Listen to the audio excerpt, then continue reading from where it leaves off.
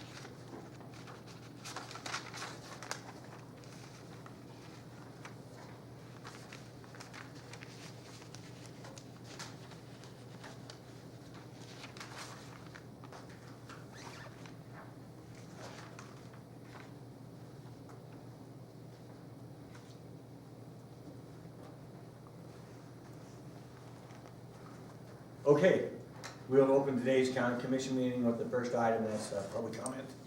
Is there any public comment on the phone line? You see? Is anyone on the phone? Hearing none? Just letting you know I'm here, Richard. Okay, state your name. It's Travis. Oh, I'm sorry. I'm sorry. So Commissioner Godon is on Zoom today, so you just heard from him, so Travis is there. He's on. Any other public comment on the phone? Hearing none, so we'll go to the audience. Is there any public comment in the audience today? Anyone? George?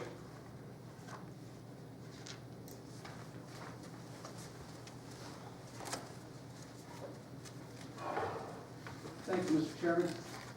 Mr. Chairman, on your agenda item 2C3A, you're to consider possible approval of resolution 2022-20 to support NDOT's application for grant funding to complete the EV downtown infrastructure and complete street project through the multimodal project discretionary grant. This should be considered only if NDOT addresses the discrepancies they've created along Great Basin Boulevard and East Stockman on this recent project. The failure to meet minimum ADA access on street corners, the failure to address the repair and leak at 745 Great Basin Boulevard.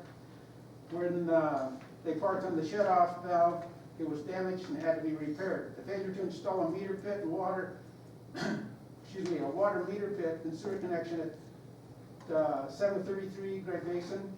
Failure to replace established access at 733 and required Fort George, right here, to pay for a new permit and the demolition and the newly installed curb gutter and sidewalk. Even though I had access before, I had to buy a permit and start all over again. They failed to install a new access for another victim, but he was made whole when they went back and put it in at no cost. Didn't buy a permit. I want equal protection under the law. NDOT has failed to address the lack of road curbing at my property at 710 Avenue G, resulting in my losing access and parking. They have left me with a 1-foot drop to the sidewalk off the parking lot on the corner of Great Basin and Avenue G. Safety hazard, I'm not going to tolerate that. Those people are supposed to be professionals. NDOT has created a traffic and safety hazard by requiring the crossing of 2 sets of double yellow lines to access Napa and Cal Ranch. A similar situation has been created to get to Nevada Bank and Trust, as well as CMC Tire. NDOT and the city have yet to issue me a permit so that I can park behind the sidewalk at 710 Great Basin, which they claimed I needed. These concerns are made also regarding your agenda item 2C, 3B, C, and D. Also, I have a concern that your county manager should not be buying any property without county commission consent first. You got a loose cannon out there. Mr. Chairman, on your agenda item 2C, 3C, that item needs to be denied. The county has no business competing against the private sector and addressing the needs of a select few employees. I remind you that you have allowed your previous building inspector to selectively enforce the law and has stifled progress for years. I've told you more than once, yet you've not addressed that. Do you not remember his telling the citizen, F-U-F-P, when the citizen was attempting to report incompetence?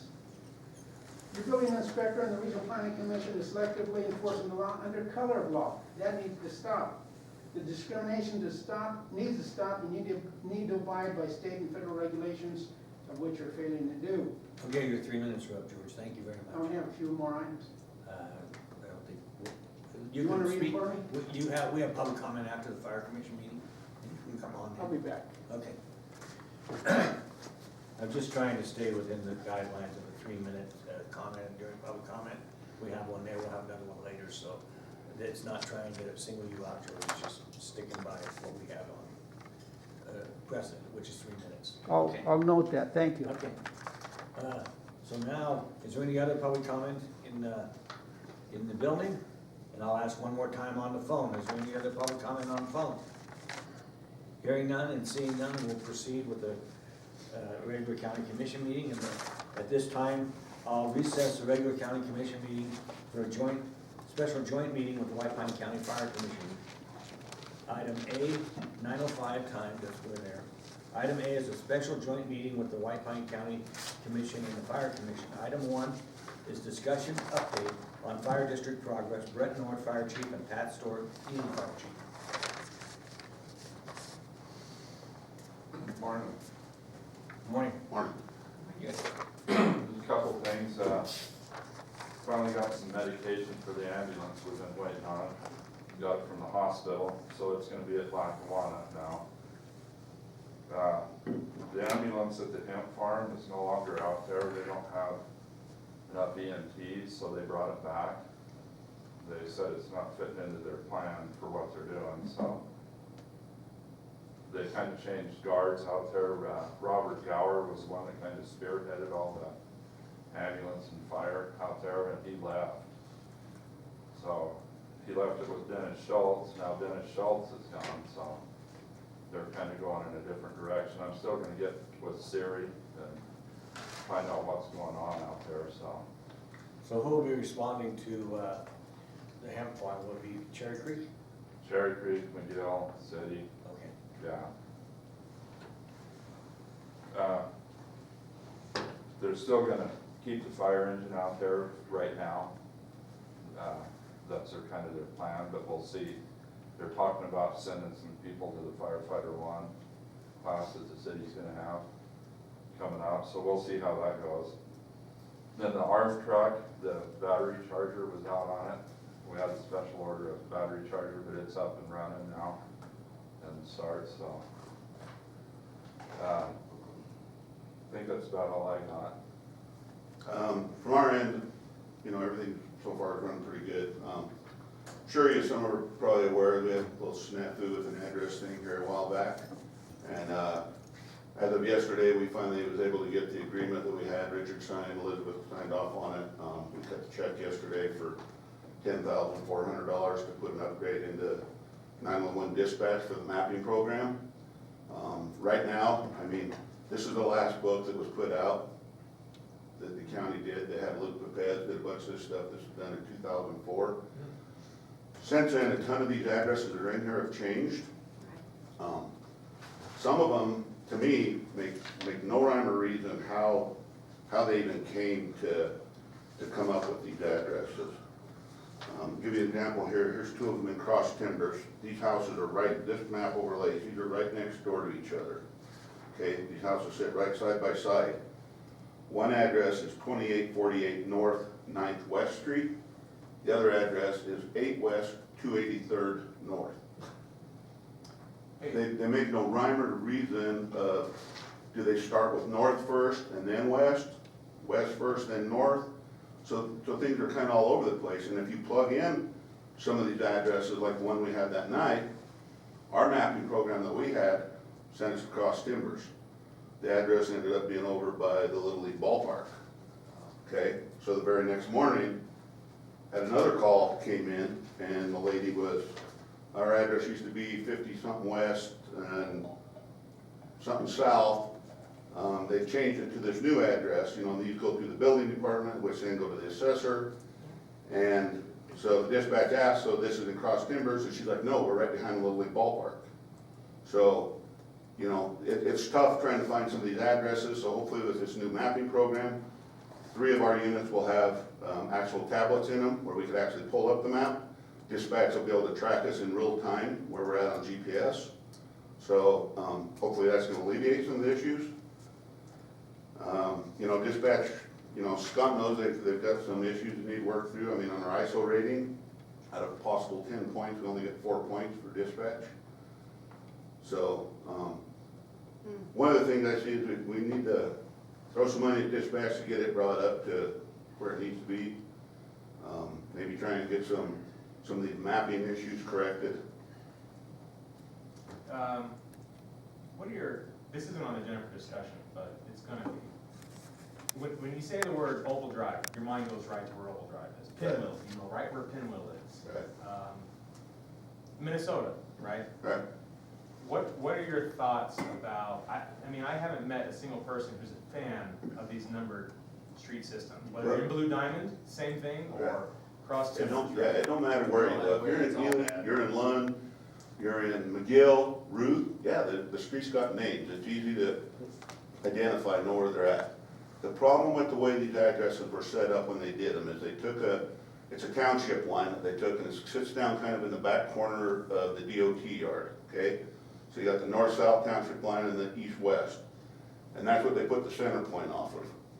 But as you go south, I mean, you get out in like Blue Diamond, the addresses are east, but you're on the west of the highway. So I mean, it's super confusing, where I agree, if there was a way, I mean, it's gonna be a long process, this ain't something gonna fix quick, but if we can, do street names, definitely makes more sense. The tension is the historical, because every resident would have to go through the process of updating all their records. Right. On the other hand, it's a disaster. So I just put it out there. I'm gonna put a pin in it, we're looking at it. And I mean, everybody has issues, I mean, it's tough finding, I mean, there's sometimes Scott's guys are like trying to, you know, figure where it is, and if you got an address, you can, for the most part, you might know a general hemisphere to go, but then you're hoping that somebody maybe turns a light on or something. You know, they're out in the field a lot more than we are, so they know where a lot of these are. And, you know, part of this program that we put in will map historic where we were at, so if they've been there before and we get a secondary call, it'll come up, or if they've been on scene to that address, it'll automatically be keyed in. But, There's got to be a contractor somewhere that we could bring in that could coordinate this effort for us and not only help us to get this overlay to where it's correct and accurate, but then also interface with the companies that handle the GPS, Google Maps and such, to make sure that the changes we make are all uploaded. Could we go to work and see if we can find someone that could do that for us? Yeah, we're Excuse me, may I interject, please?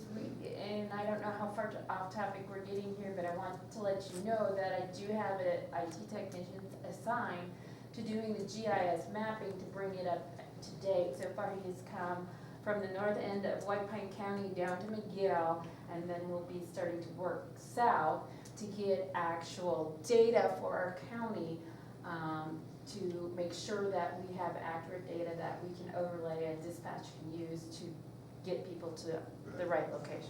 So that's in progress all at in the this works, point, so. yes. and it's something that, you know, it's just, you know, things happen, you can't figure what happened in the past, but, you know, this program we're implementing now, you know, we're gonna be the only, you know, our vehicles are gonna be the only ones utilizing the software, but at least dispatch can track where we're at. It'll pull up any of the history that the sheriff's office has put in, so we'll get them more accurate addresses versus a guess, because like now you put in some of these addresses in like even Google Maps, and it'll still take you to Lackawanna. So, Yeah, and it's just tough, cause I mean, it's like, you're 100% right, if you have an actual cross street or a street name, but when some of these, like I said, these two houses right next door to each other, there's no rhyme or reason of how they were put. Some of them start with the north first and then the west, some of them start with the west, then the north. It's like, there's no real correlation that you can go off of a definite thing other than where you've been in the past, you know? Well, maybe with what Elizabeth told us about the IT person, when he gets started on that, he can go to you and the sheriff's office, and as you draw your maps, or do you all get on the same page? I think that's probably a good way to go, is, so all three of you have input. Yeah, I think there's two different issues here. One is mapping, which is being done. The other is working with building and planning to go ahead and get a convention for naming addresses and streets so that it's clear. It's like, Mike was saying that if you go to Opal Drive, you know where Opal Drive is, so do we wanna look at a naming convention or redoing things? Of course, that requires people to change addresses, which can't. As long as we can convert, so we're not duplicating the efforts that our GIS is doing, you know. Once GIS is in, and he's putting this in a standard Esri database, which is what IRIMS works with, we can update the names and addresses as that flows through the building department.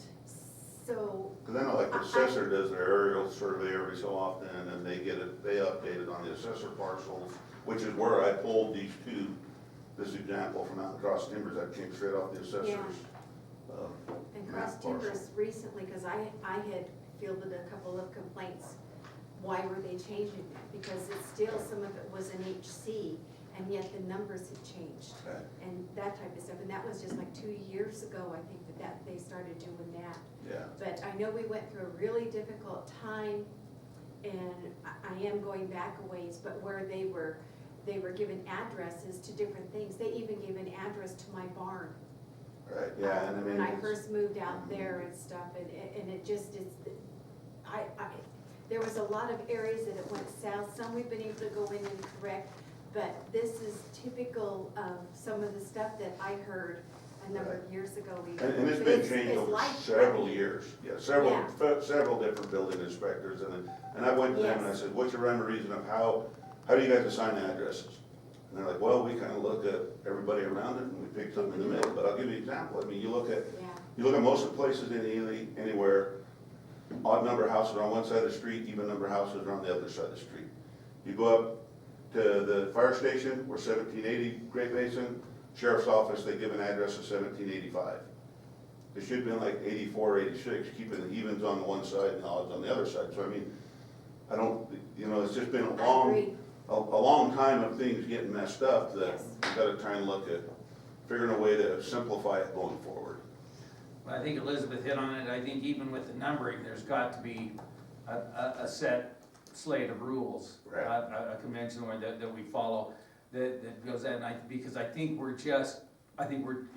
whoever happens to be in the position at the time is pulling it out of a hat. Right, yeah, It and I is mean, exactly. somewhere we need to, start this dialogue to try and get something, something going in a uniform pattern going forward that'll make sense for everybody. You don't have to necessarily do names. Twin Falls area does a pretty good job with the numbering system, but there's a rhyme and a Well, reason. Salt Lake does too, they're using it off of a road versus Right, it's an imaginary line that runs down the valley that crosses the highway it's and, coordinates that make sense. right, yeah.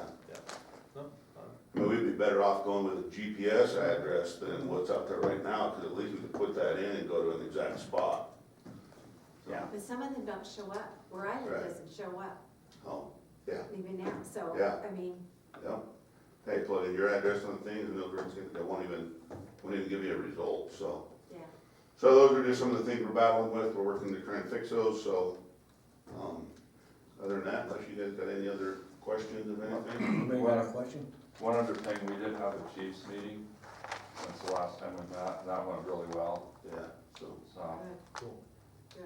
I'm actually building a email address group, so I get all of the chiefs, all their members, and we can send this out to everybody, because, it sounds like some of the people maybe weren't getting it, so I wanted to get everybody's email address directly, that way, over redundant, 4 or 5 people in the same department get it fine, so We appreciate you guys' efforts, you're doing a good job. Talk about So- the ambulance real quick. Talk about the ambulance. Yes, What, the one that we're not going to be receiving. That was going to be donated to us, oh, Las Vegas. the water tender. Water tender. Yeah, the water tender, we're not gonna get the truck from Vegas. I found out it's only 500 gallons and the tank's leaking on it, so I passed on it. We don't need another headache No. And this was the one that was supposed to go out to to Cold Creek, Cold Creek. yeah. So it's not gonna be near big enough so far as the tank, so we decided not to do that. Yeah, we'll just keep our eyes open for another one. Good move, we don't need another white elephant. We don't need another, Exactly. nothing else that leaks, so. For the scrap auction. Okay, does anybody else have a comment for the chiefs?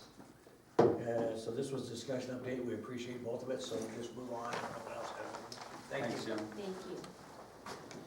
Okay, we are now at page 2, item 2 under the 905, which is discussion of possible action, the direction or approval related to revenues and expenses in the FY 2023 budget for all funds and departments, including commission, county manager, clerk, and all others as addressed on the agenda. So that will probably be you, Elizabeth. Yes, it will. Thank you. And what I'm handing out now is some updated information. You know, this time of year gets very fluid as we try and come down to our final budget, which we will be adopting at your next regular meeting following a advertised budget hearing. And George, I know you'll want one of those. I'll put the rest at the back.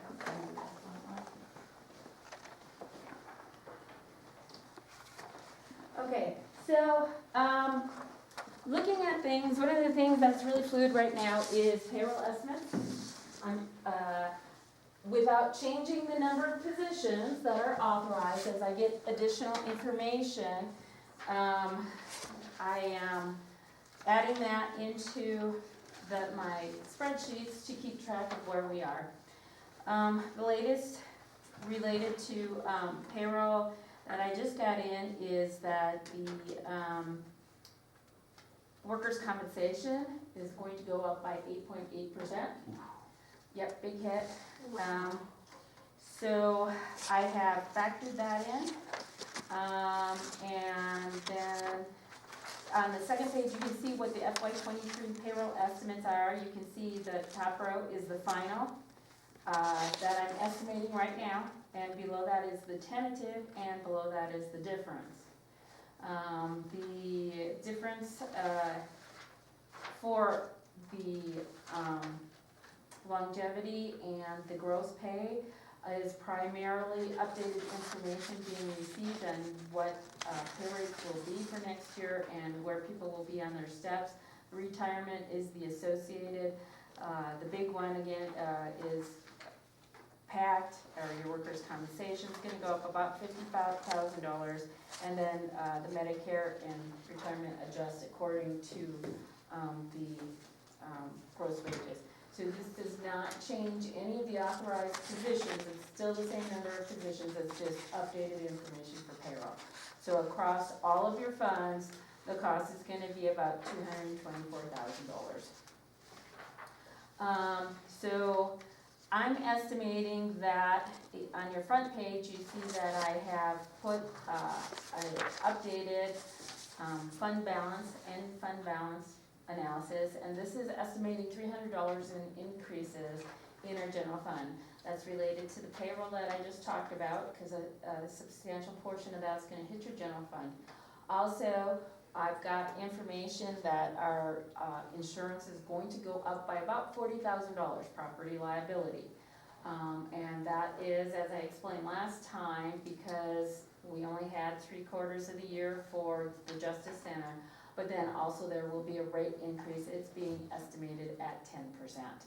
So I'm putting that in there. And this is just the market and inflation right now. We don't have any adverse experience that's really crippling us, but it is the markets right now. And so as soon as I get the modifiers back, I will know more accurately, but right now I'm using their best estimates based on markets. Then there was also a request that we go ahead and increase the amount of money allocated for search and rescue next year. I've had a request to increase that to $12,000. I believe right now it's just at maybe 1,000 or something, and this is to help outfit those people who go out and do actually perform search and rescue with the equipment they need, whether that's flashlights or radios or whatever. And I know that Mike has been involved in that, so if you want to address more on that, please feel free to chime right in. I don't know how much the board knows about our search and rescue, but it's a function that works underneath the sheriff's, under the statute of the sheriff's office. And historically, it's, you know, it used to be just a group of guys that show up, guys and gals, maybe a couple firefighters and an EMT, and they go out in the hills with their own flashlights and kind of poke around. There's an inherent risk to that, talking full pack, and we've gotten a grant before to get some high-vis vests and some things, but search and rescue's been utilized more and more recently for our aging population that tends to wander sometimes, hunting, out-of-towners, and we have an increase in individuals coming to our community with some mental illnesses and just park their car and walk off in the hills. So this, for safety purposes and just to kind of bring everyone up in uniform and protect, for identification in urban searches, and there's just so many needs in that entity that I was talking to the sheriff and I told him that I would advocate for, try to get some a flashlight bank that's rechargeable, that's and upgrade the radios and get more radios, because we don't have enough for the volunteers that are showing up, so it's kind of neat to support the volunteers. It's a small cost for the corps that shows up, put it that way. We got a question on that? And then the last thing that's in your packet there is this is something that I said I would work on and get back to you. This is the inter-local agreement for central services between the fire district and the county. And so there's a method that we use, and it's explained in these spreadsheets that are in front of you now, how we allocate finance, human resources, information technology, district attorney, and maintenance time to the fire district, because they receive those services, but they're not directly billed. And so this shows how that analysis is done, and it's basically looking at what is our overall budget, what is the utilization for the fire district based on different metrics depending on what that department is, and then allocating an amount in next year's budget for those services. So based on that, the fire district would be paying $79,624 next year from the fire district to the county for those services. Now, it seems like this kind of is a merry-go-round, and at times it may appear that way, but the purpose of this is to show the true cost of the fire district, because the fire district needs these services, whether it's finance, doing their purchase orders and their accounting and their auditing, or human resources. I know we only have one person out there, and you'll see that the human resource allocation is only about $877. But we also deal with the volunteers out there and bringing them on board and any personnel issues that go on through there. We have information technology based on the number of PCs they have out there. So we give the fire district an amount of money every year from our general fund, and they pay some back. And this is to show the true cost within the fire district of what the program actually costs to run. They are also a separate legal entity, so in order to provide services to them, we have to have an interlocal agreement in place. So this is the amount. Even with adding this into the fire district's budget next year, they will have 1.5 million in a ending fund balance. 1 million of that reserved for catastrophic loss, and $500,000 in reserve then. So it's completely doable.